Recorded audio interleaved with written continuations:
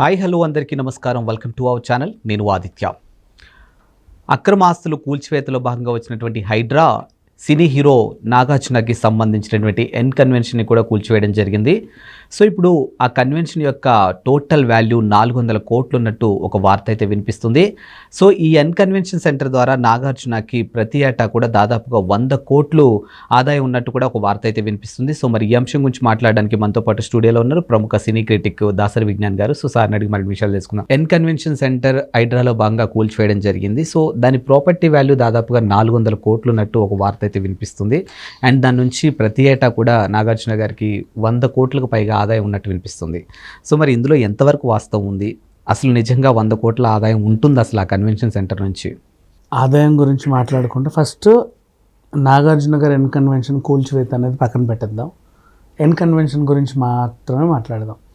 ఆ టెరిటరీలో ఏ టెరిటరీలో అయితే ఉందో అక్కడ శిల్పకళా వేదిక, హైటెక్స్ అండ్ హెచ్ఐసిసి, అలాగే మన ఎన్ కన్వెన్షన్ పక్కన బుట్టా కన్వెన్షన్ ఉంటుంది, చిన్నది. అది బుట్టా కన్వెన్షన్ కంటే కొంచెం మన శిల్పకళా వేదికలో ఉన్నటువంటి హాల్ పెద్దది. మోస్ట్లీ చిల్లా చితక ఎగ్జిబిషన్లన్నీ అక్కడ అవుతాయి. చిల్లా చితక ఎగ్జిబిషన్లు అంటే జ్యువెలరీలు, బట్టలు, గిట్టలు, ఆ సిల్క్ ఎక్స్పోలు ఇలాంటివి.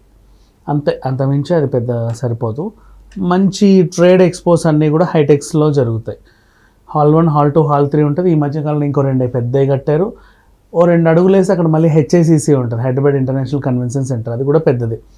అక్కడ ఏకకాలంలో 10 ఎగ్జిబిషన్లు హ్యాపీగా చేయొచ్చు. నేను కూడా అక్కడ 4-5 ఎగ్జిబిషన్లు చేశా, ఫుడ్ ఫెస్టివల్ కూడా చేశా. గ్రౌండ్లు కూడా ఉంటాయి. మళ్ళీ నేను చేసిన గ్రౌండ్లో.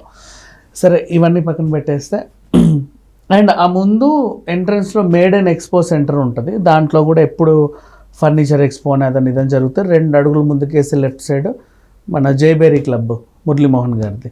దాంట్లో కూడా న్యూ ఇయర్ ఈవెంట్లు అవి ఇవి అవుతాడు. నేను అందులో న్యూ ఇయర్ ఈవెంట్లు కూడా చేసావు 2. సరే, ఈ సరంజామా అంతా పక్కన పెట్టేద్దాం.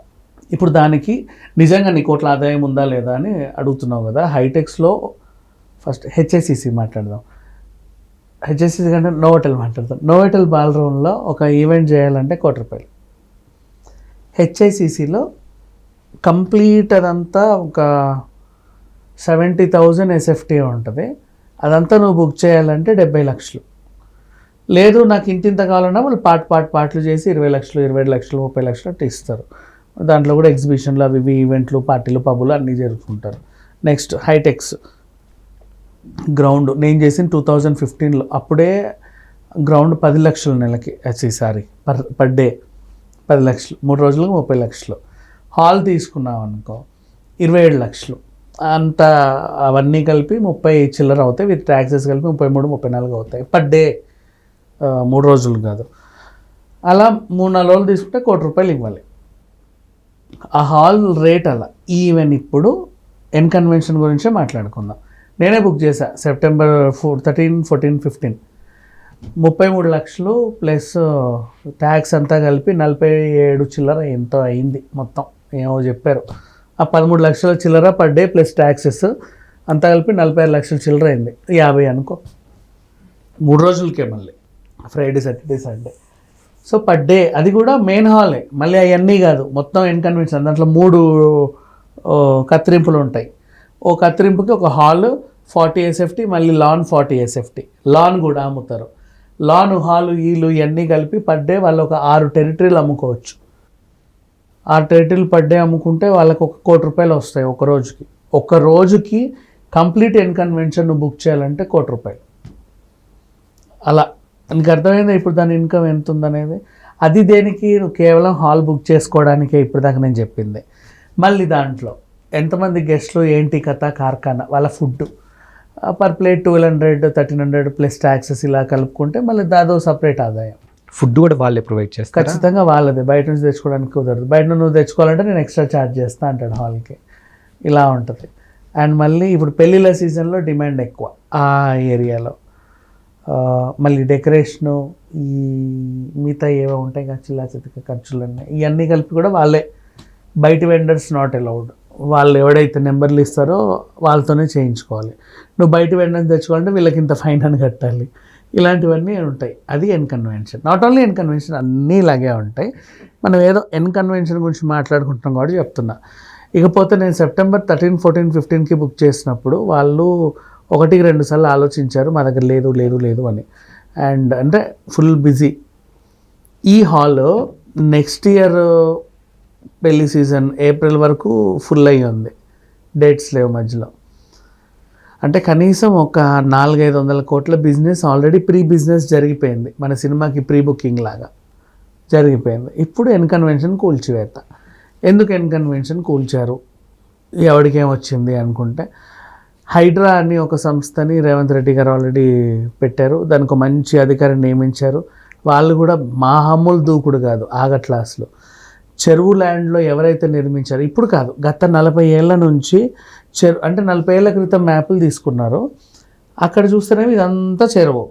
ఇప్పుడు మ్యాప్ తీసుకుంటేనే అసలు చెరువే లేదు, ఎక్కడ చూసినా కనబడట్లా. సో అంతా నిండిపోయింది. ఇదంతా అక్రమమే, అక్రమ కట్టడాలే, ఇవన్నీ కూల్చిపడేద్దాం, చెరువుకి ఇవ్వాలి. ఎందుకు రీజన్, ఇప్పుడే మీకే వచ్చింది, ఇన్ని ప్రభుత్వాలకు లేని ఇబ్బంది మీకేంటి అనుకుంటే, మొన్న బాగా వాన వచ్చినప్పుడు చూసాం హిమాయత్ నగర్, నారాయణగూడలో కూడా పడవలు వేసుకొని తిరిగారు మనుషులు. అవునా, హైదరాబాద్ అలా ఉంది. గేట్లు ఎత్తేస్తే ఒక్కసారి కనుక గండిపేట కానీ హిమాయత్ సాగర్ దగ్గర నగరం అంతా కొట్టుకుపోద్ది, నీళ్లు పోయే పరిస్థితి లేదు. సో దీనికి ఎవరు కూడా ఎప్పుడు ఆలోచించాల. ప్రజెంట్ రేవంత్ రెడ్డి గారు ఆలోచించి దానికి ఒక నిర్ణయం తీసుకున్నారు, హైడ్రా అనే పేరు పెట్టుకుని వాళ్ళు కూడా దూకుడుగా వెళ్ళిపోతున్నారు. వీళ్ళు ఏం చేస్తున్నారు, ప్రజెంట్ హిమాయత్ సాగర్, గండిపేట ఏరియాలో ఉన్న అక్రమ కట్టడాలన్నీ కూల్చేస్తున్నారు.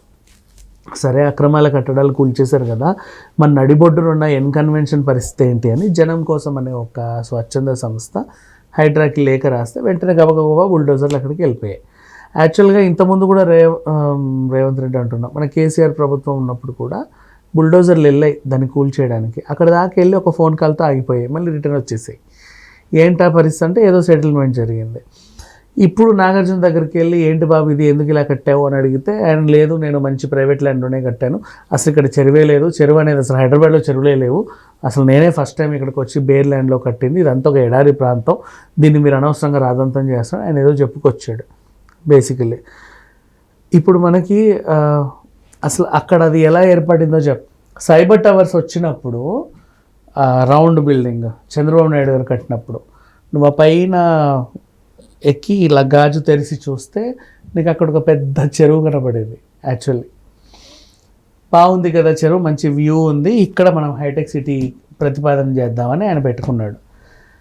ఆ తర్వాత మైండ్ స్పేస్ ఇవన్నీ వచ్చేసాయి. సరే ఇదేదో పెట్టారు కదా అని చెప్పి చెరువు కట్టక అవతల వైపు మురళీమోహన్ గారు ల్యాండ్ కొనుక్కున్నారు, చంద్రబాబు నాయుడుతో ఫ్రెండ్షిప్ ఉంది కాబట్టి. జయబేరీ ఎన్క్లేవ్, జయబేరీ సిలికాన్ వ్యాలీ అదే, ఇప్పుడు నీకు చెప్పిన జయబేరీ క్లబ్ కూడా అదే. ఆయన అటు తీసుకున్నాడు. తర్వాత ఇటువైపు అంతా డెవలప్ అయిపోయి తర్వాత నో హోటల్ ఇది అది అన్నీ వచ్చేసాయి. చెరువు వ్యూ బాగుంది కదా మన ట్యాంక్ బండ్ లాగా అని చెప్పి శిల్పారామం కట్టారు అక్కడ, అది కూడా ఓకే. ఇప్పుడు చూస్తేనేమో అంత కుదించి కుదించి కుదించి కుదించి కుదించి తగ్గింది, అన్ని నిర్మాణాలు వచ్చేసాయి. ఎన్కన్వెన్షన్ కూడా వచ్చింది. సరే ఎన్కన్వెన్షన్ ఎక్కడ ఉందంటే చెరువులోనే వచ్చింది, అది చెరువు మీదే ఉంది ఎన్కన్వెన్షన్. ఎన్కన్వెన్షన్ లోపలికి వెళ్తే ఆ మెయిన్ హాల్ దగ్గర ఉన్న డైనింగ్ ఏరియా దగ్గరికి వెళ్తే ఒక చిన్న బోట్ లాంటి ఏదో ప్రదేశం ఉంటుంది, పార్క్ లాగా, ఇంత చెరువు ఉంటుంది ఇంతే. అది ఒకప్పుడు అంత పెద్ద తుమ్మిడికి ఉంటుంది యాక్చువల్లీ చెప్పాలంటే, అర్థమైందా? ఇప్పుడు ఇంత మిగిలింది. నువ్వు హోటల్ వెళ్ళే దారిలో కూడా చిన్న చిన్న చిన్న చిన్న పాండ్స్ ఉంటాయి, అదంతా దీనికి సంబంధించిన మొక్కలే అవన్నీ కూడా. సో దాన్ని అంతా ఆక్రమించి వీళ్ళు ఇప్పుడు ఇది కట్టారు, కూల్చాలి. ఇప్పుడు అక్కడ ఎలాగో కూల్చివేతలు జరిగాయో, నాగార్జున గారు అఫ్కోర్స్ సెలబ్రిటీ కాదనం, కానీ పలానా సుబ్బారావు అప్పారావు కూల్చినప్పుడు ఈయనది కూడా కూల్చాలిగా, అందుకని చెప్పి బుల్డోజర్లు వచ్చాయి కూల్చేసాయి అంతే. అంతమించి ఇంకేం లేదు. న్యాయం అంటూ న్యాయం అందరికీ ఒకటే. సరే, అండ్ ఇక్కడ అన్యాయం జరిగిన వాళ్ళు కూడా కొంతమంది ఉన్నారు. ఇక్కడ విషయం ఏంటంటే, ఈ ల్యాండ్ నేను నీకు అమ్మాయి కాబట్టి నువ్వు కొనుక్కున్నావు, నువ్వు కొని కట్టించుకొని 10 సంవత్సరాలు ఉన్నావు. అంతకుముందు నేను కూడా దీంట్లో 10 సంవత్సరాలు ఉన్నా. నేను 10 సంవత్సరాలు ఉన్నా కాబట్టి నా దగ్గర నువ్వు కొని మళ్ళీ నువ్వు ఉంటున్నావు. నాకంటే ముందు నాకు అమ్మినోడు 10 సంవత్సరాలు ఉన్నాడు. అంటే చూడు ఎంత నమ్మకమైన ల్యాండ్ ఇది, అవునా? అంతకుముందు ఉన్నోడు 10 సంవత్సరాలు ఉన్నాడు, కానీ ఆడికి అమ్మినోడు ఎవడైతే ఉన్నాడో వాడి చెరువుకి అప్లై చేసాడు. పాపం వీళ్ళందరూ అమాయకులే, వీళ్ళని ఏమనలేము, వీళ్ళకి కూడా న్యాయం జరగాల్సిన అవసరం ఉంది, కానీ అక్కడ ఉండడానికి అయితే వీల్లేదు.